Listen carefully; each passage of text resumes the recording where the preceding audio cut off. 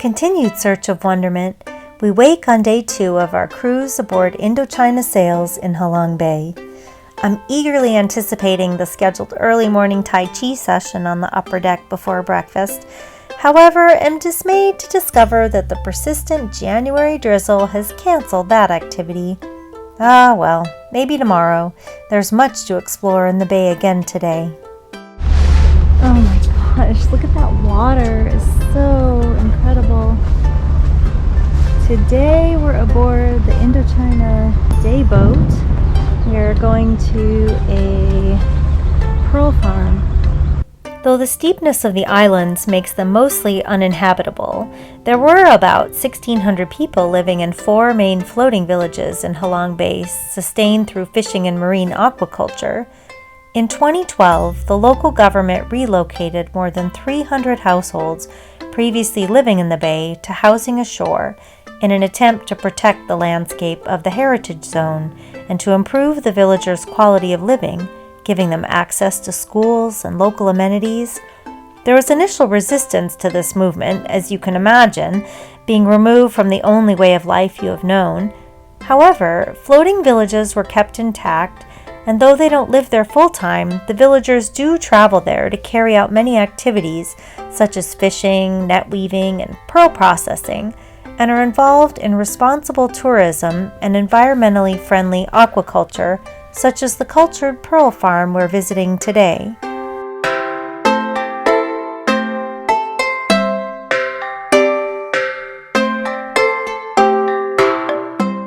Pearls were given as gifts to Chinese royalty as early as 2300 BC, and it's no wonder that myths and legends abound regarding pearls.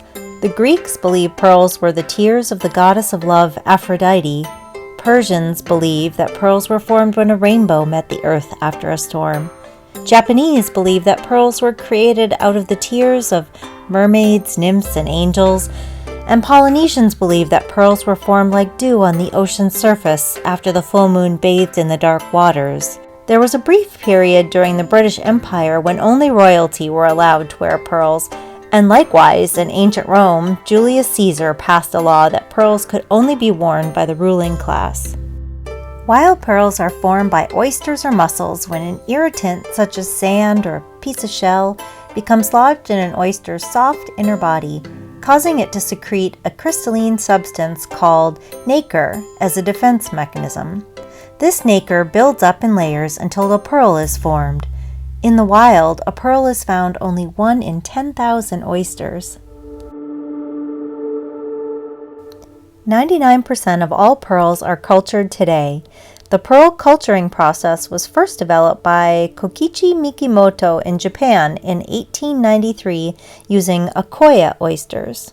3 different kinds of pearl oyster. And you see the first one.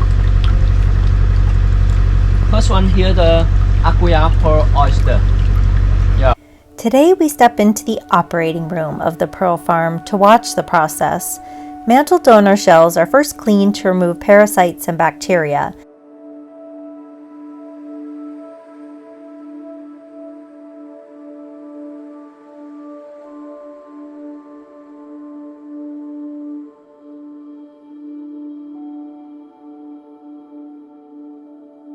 Then, a piece of donor mantle tissue that has been coated in antiseptic and a piece of shell bead, otherwise known as mother of pearl, is meticulously inserted into the oyster.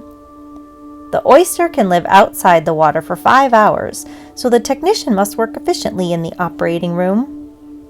Once the oysters have been nucleated, they are then placed in a net and monitored in a holding area for 2 to 3 weeks, or until a piece of mantle forms a pearl sac around the shell bead. They are then transported to the longlines in the waters of the farm and sit for 18 to 24 months to allow the layers of nacre to develop before the pearls are harvested.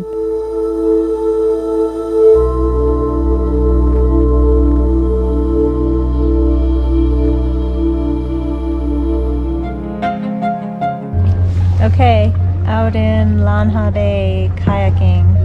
Different kind of kayak. This one's slightly less streamlined than our summer kayaks. We've got this fancy thick fiberglass. It's going to take us all about.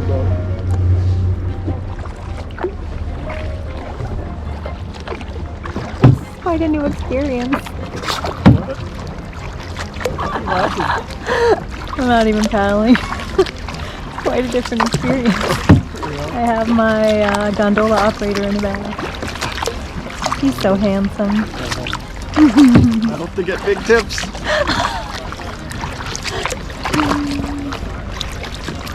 Happy tips. I think you will get happy tips, for sure. We chuckle because after spending 3 months sea kayaking the coast of Maine into Canada last summer, mostly in solitude, this kayak tour is quite the opposite experience, moving about the bay in a gaggle of bright yellow clunky kayaks. But I'm thankful to have the opportunity to be on the water once again for a more intimate experience with the bay, to explore the karst and its tunnels and overhangs up close. Ooh, under. This is so cool. This is so cool.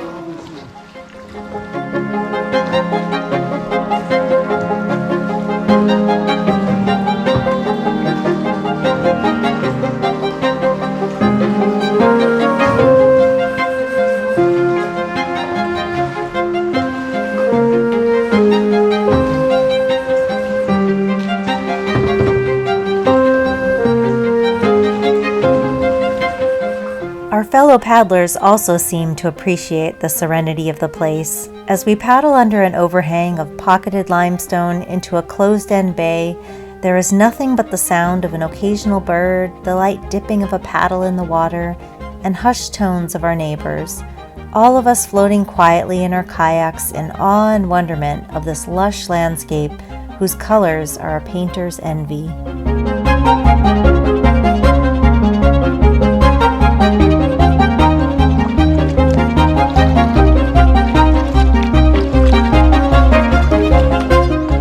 My mind bends as I gaze at the limestone formations and think about their existence here on the earth for millions of years and the slow process of their current day formation.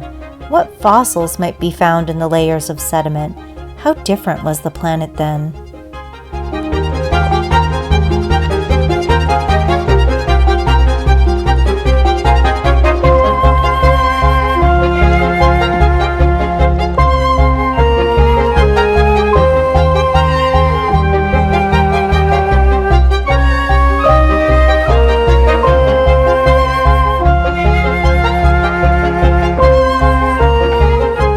Halong Bay is breathtaking, and I would love to have days to paddle around on my own and explore the bay by kayak.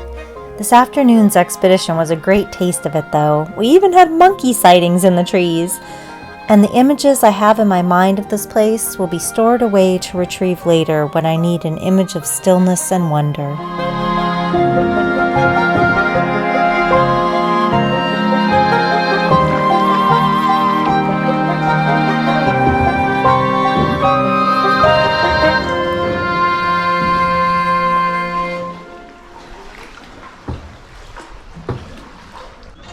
Out for a 3-hour tour. 3-hour tour. Not really. We're back from our kayak trip in Halong Bay. Katie's gonna go swimming. I would normally. We'll see. We'll see.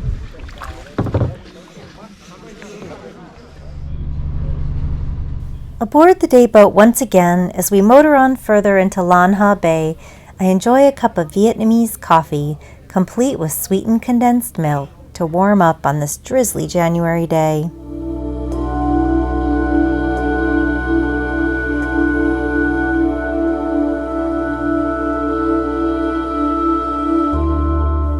Our destination is Ba Tra Dao, which translates as Three Peaches Beach.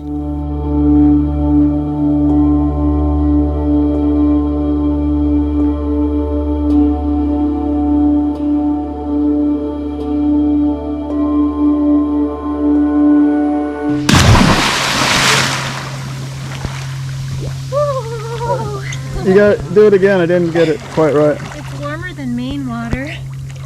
Oh, that says a lot.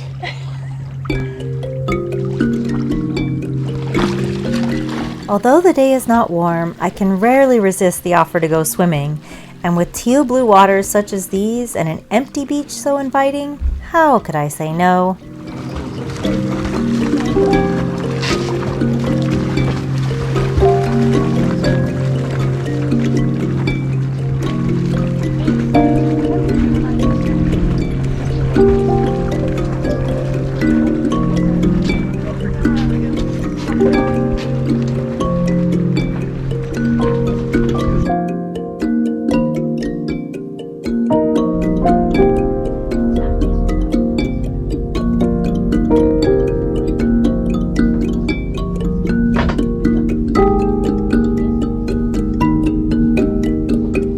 As I swim back to the boat, I stop for a moment and feel the tingling of my skin from the cold waters. I look around at the karst rising up out of Halong Bay and the serene waters and truly have a pinch me moment of where I am in the world. I take a deep breath and soak it all up.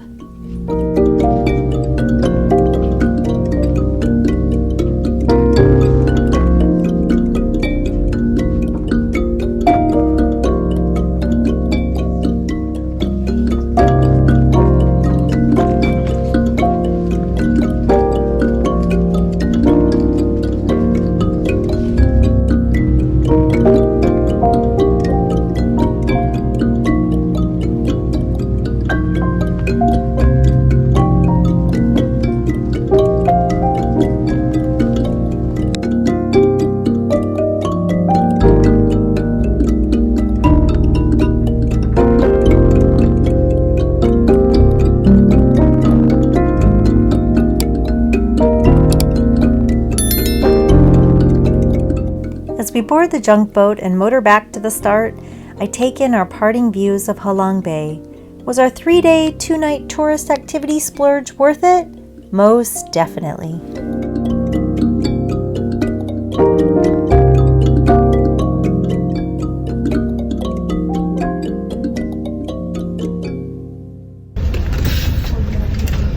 This is what happens when you're tired of your travel mate on the bus.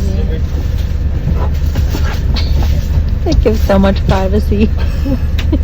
It's just the subtle suggestion of please be quiet.